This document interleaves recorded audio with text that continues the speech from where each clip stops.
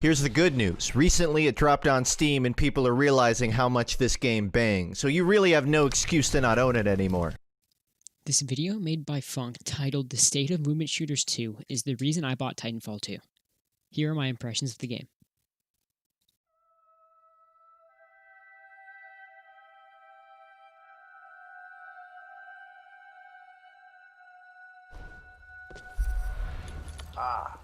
Much better. Upon first loading into the game, I was greeted by some pretty impressive graphics considering that this game came out 4 years ago. Of course, I turned everything down to the lowest setting so I could capture footage of this game, but still, impressive nonetheless. The first instruction you receive is how to jump. What it doesn't specify is how important jumping will be in the later game. Jumping is the backbone of all movement in this game, and there is a lot of movement.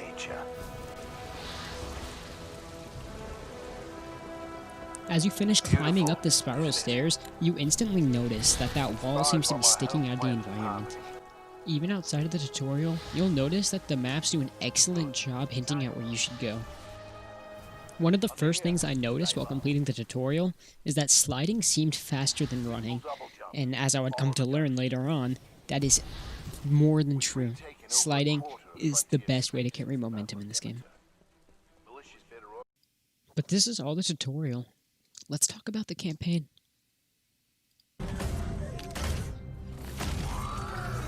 Wind, 3 knots, heading 274. Range, 95 meters. Projectile mass, 89 kilograms. Trust me.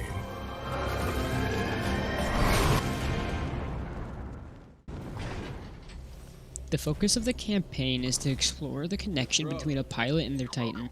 It masterfully blends platforming and gunplay to create an experience that feels good and plays even better. Although, to be fair, that applies to most of the game. If I had to recommend any mission in this entire game, it would definitely be Effect and Cause, because I feel like it perfectly summarizes what this game can be. Be warned, there are some minor spoilers coming up.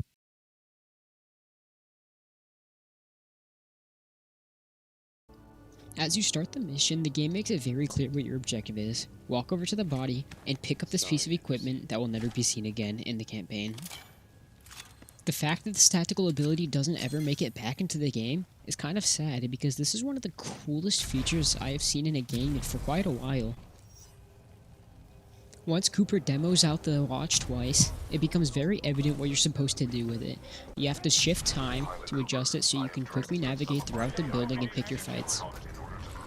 The ability to reposition at will and completely throw off the AI may seem overpowered right now, but it becomes evident why it's a bad idea to just spam this thing later on.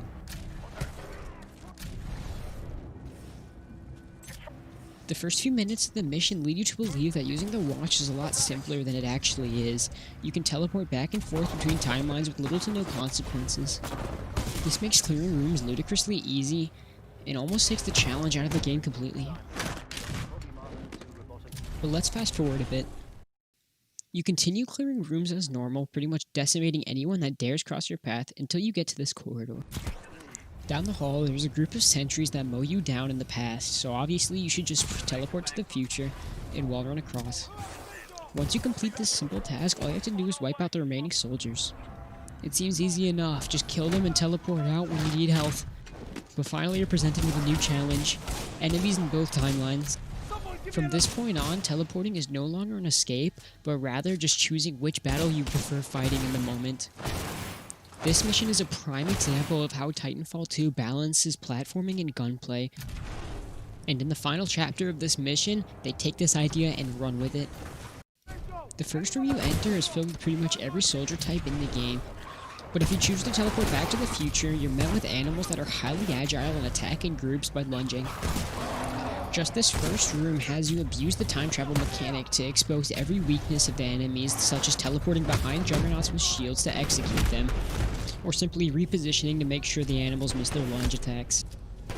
As you begin to progress, you'll notice smaller things, like how it might be easier to reload in one timeline compared to the other, and that traversing the map might be easier in the past than it is in the future, due to the overall healthier state of the building. The most severe case of teleporting back and forth between the future and past to juggle enemies is once you clear the first building. You're met with a second building that has two titans both in the past and present. If you go back to the past, the door will be open and the two healthy titans will be able to engage you outside, while in the present, the two titans will be weathered down and are forced to stay inside due to the door not opening. Once you enter the building, you can teleport to the past to pick up weapons that are no longer there to use against the two titans in the present. I seriously cannot explain how creative and well thought out this mechanic is, but I think that's enough rambling about the campaign. Let's move on to the multiplayer.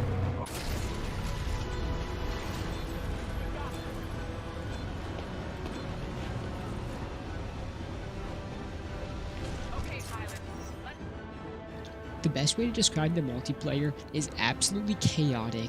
It's similar to those Battlefield moments, except they're happening all the time. Take this quick clip of me grappling as an example. As I grapple up, I notice our Ronin executing an enemy Titan, a friendly Titan getting executed in the background, and then I get shit on by a Monarch, while an enemy pilot fires energy balls into the friendly Titan fight. And once I'm killed, I'll respawn back with no delay. That's right, no respawn countdowns. I just grapple right back up, and then, I get killed again. As you can see, my gameplay might not be the best to represent multiplayer, but there's one channel who does an amazing job capturing what it feels like to play Titanfall.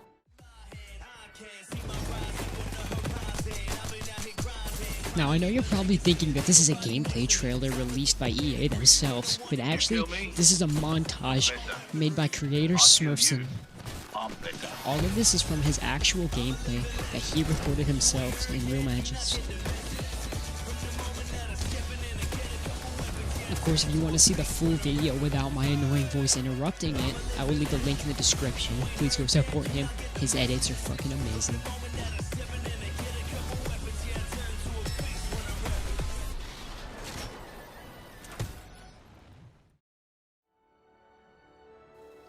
Now, truth is, it's a shame that EA made the decision of releasing this game within a year of Battlefield 1. It got heavily overshadowed, and it never really got the player base it deserved. I barely even really touched on the advanced movement mechanics which make this game so good. There's no real skill ceiling, you can just keep getting better and better at this game, and it keeps pulling you back in. It's addictive. This game is so goddamn fun. And now that it's on Steam, I plan on putting many more hours into it. Be sure to check out this grapple montage. It will also be linked in the description alongside the previous montage. I wish I was this good, but sadly I could not get good grapple gameplay. Anyways, that's about it for this video. Thank you for watching. I know it's a bit different than the previous videos I've released, and it's a little bit more serious and not funny. But either way, you'll get used to my content not being funny.